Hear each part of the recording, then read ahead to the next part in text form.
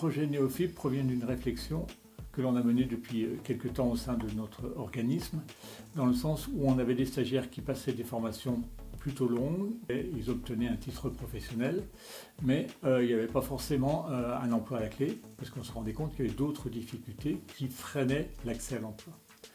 Deuxième piste de réflexion, c'est des rencontres avec des éducateurs qui suivaient des jeunes très éloignés de l'emploi, des jeunes dits parfois invisibles, et qui nous disaient il faut que vous imaginiez quelque chose de beaucoup plus progressif, parce qu'il est difficile pour certains jeunes de passer d'une situation je suis chez moi, j'ai quitté le système scolaire et puis j'ai du mal à sortir de ma chambre, à je vais rentrer en formation, apprendre un métier et être à temps plein au centre de formation tous les matins à 8h moins le quart. Du coup, on a réfléchi en se disant il faut qu'on fasse quelque chose de beaucoup plus progressif et qui aborde la personne dans sa globalité. On a imaginé l'action Néophyte sous forme de 3 phases.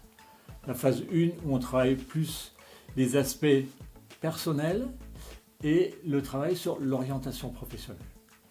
Une fois qu'on a déblayé ce travail-là, on attaque notre deuxième phase où j'ai choisi un métier, j'acquiers les bases de ce métier. La troisième phase, c'est dire j'ai un métier que je maîtrise, partiellement, mais je maîtrise suffisamment pour pouvoir accéder à l'emploi. Et là, on a une phase de recherche d'emploi et d'accompagnement dans l'emploi.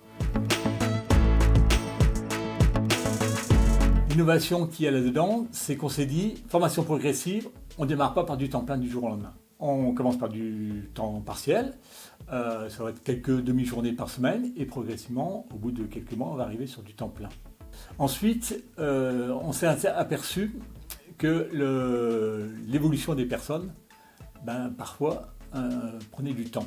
Le fait de travailler à temps partiel peut, sur un budget d'heures à peu près équivalent, d'allonger la durée de la formation.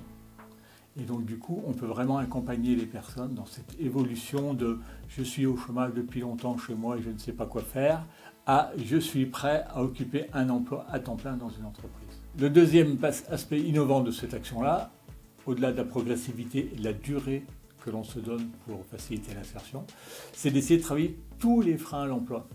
Alors tous, c'est ambitieux, mais d'essayer d'aborder aussi bien les problèmes, les difficultés personnelles, sociales, de mobilité, de choix de métier, d'acquisition des bases du métier.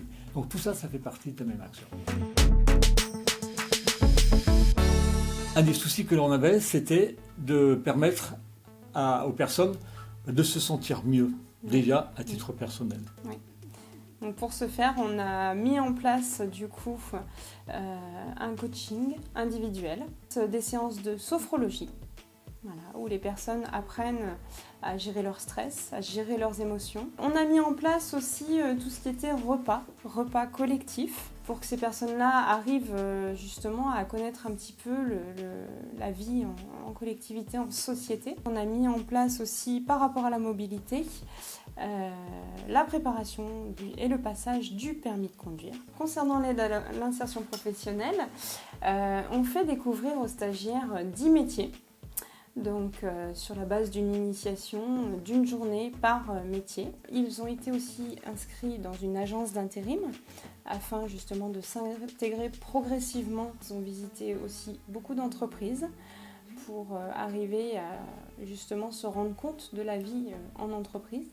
Parce qu'un jeune qui vient chez nous, il peut juste sortir de l'école, être en décrochage scolaire par exemple, et n'avoir aucune idée de ce que peut être le monde de l'entreprise. Ils ont énormément avancé au niveau épanouissement personnel. Sur le premier groupe, au départ, les premiers jours, j'avais des personnes qui ne parlaient pas. Je leur posais des questions, j'avais un mot en réponse. Maintenant, j'ai des phrases, des fois à rallonge même. On avait des personnes qui n'étaient pas capables, qui ne savaient pas, on va dire, envoyer un mail s'ils ne venaient pas. On avait des personnes qui ne communiquaient quasiment pas, pour toutes les choses de la vie courante. Maintenant, c'est des personnes qui communiquent. Des personnes qui étaient perdues au niveau de l'emploi parce qu'elles ne savaient pas, elles ne s'imaginaient pas être capables de, rien que ça, et qui ont aujourd'hui fait un choix de métier.